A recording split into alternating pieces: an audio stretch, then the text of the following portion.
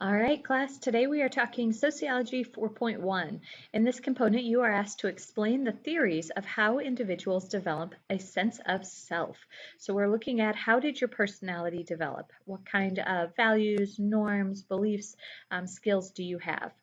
Now, this is really the nature versus nurture debate.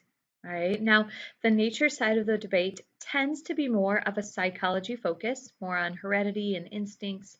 The nurture side of the debate about the environment tends to be more sociology.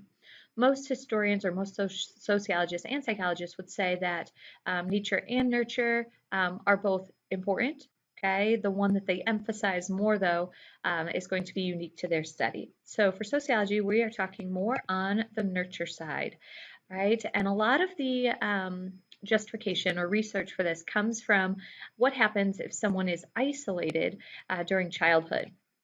Research has shown that a healthy cultural environment is essential for full development. So, in terms of having all of those norms and skills that you need, isolation can have a severe consequence, such as a developmental disability, mental, physical, social, psychological, malnutrition, and death.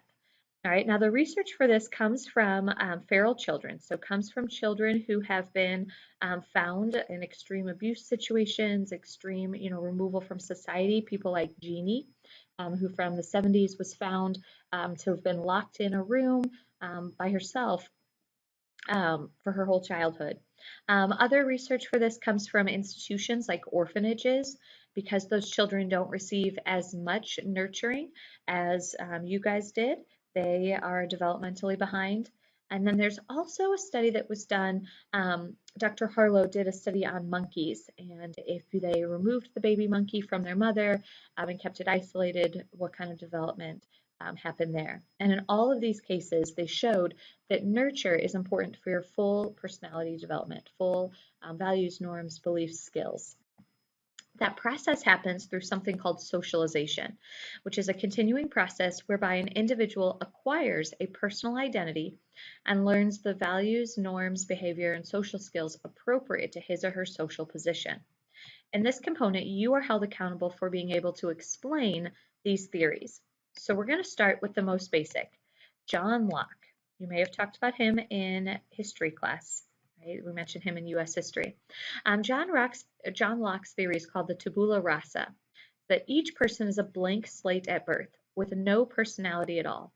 People develop their personality wholly as a result of their social experiences.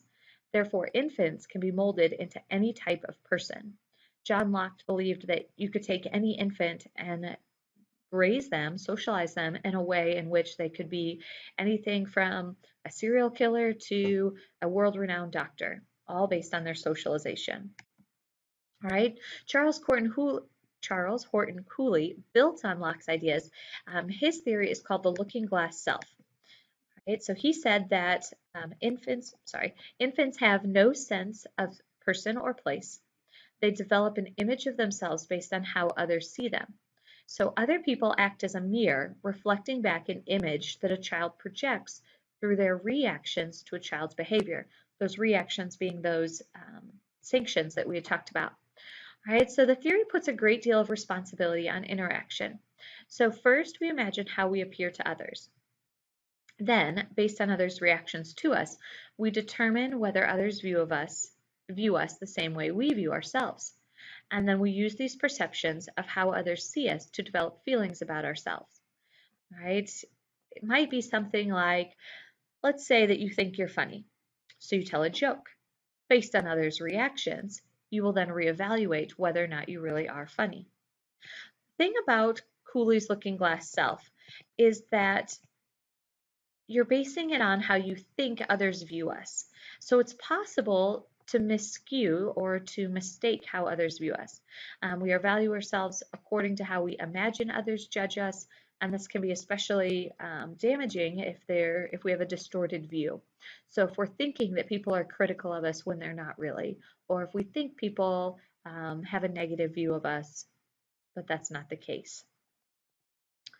All right, the selfie is a great example of the looking glass self, a time in which we can put something out there, right? And then based on how others respond to that, we then make the judgment about ourselves. Part of that is something we do call impression management. So we want to influence, we want to put our best face forward when we're, asking people for feedback. Right? George Herbert Mead's built on Cooley's. His is called role taking. So this is more about the action. So that people not only come to see themselves as others see them, but then they also take on or pretend to take on the roles of others through imitation, play, and games. This process enables people to anticipate what is expected of them. Right? So the goal is to internalize expectations. Before you get there, though, people will mimic, and then they'll play, and then they'll begin to interact with others through games. All right, now for me, there are some people that are most important, our significant others. All right, these have the biggest impact on our role taking. Right, there's also the generalized others, the expectations of society. These will be important more like junior high, high school, beyond. All right, and it is through this role taking that we develop a sense of self. He called it the I and the me. The I being the instinctualized part, unsocialized, spontaneous, self-interested, and the me becomes once we've internalized these expectations. Throughout life, I becomes weaker and the me becomes stronger, and that's as we internalize, as we conform. All right. Also, we talked about another theory, which is Erving Goffman's dramaturgy. He believed that meaning is constructed through interaction. Dramaturgy compares social interaction to the theater, where individuals take on roles and act them out for an audience. It's why your personality, or your values or beliefs or norms, may be slightly different here at school than they are with your friends on the weekend, or than they are at grandma's house, or than they are at your job. Right? We kind of project this different image of ourselves. Goffman saw our social life as sort of a game. We work to control the impressions that others have us. That's that impression management piece again. When you looked at your social media accounts, you may have found that you constantly post things in order for people to think that you are, maybe it's clever, maybe it's funny, maybe it's nice, okay, whatever it may be. You're trying to put a certain image out there of yourself. Right, and there's one more theory that you guys are accountable for, and that's W.I. Thomas, the Thomas theorem. He said that if people define a situation as real, then they are real in their consequences. Because we encounter ambiguous situations every day, many meanings are possible. The way we define each situation then becomes its reality.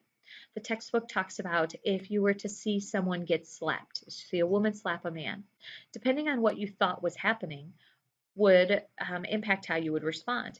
If you thought she was being abusive, you may respond in one way.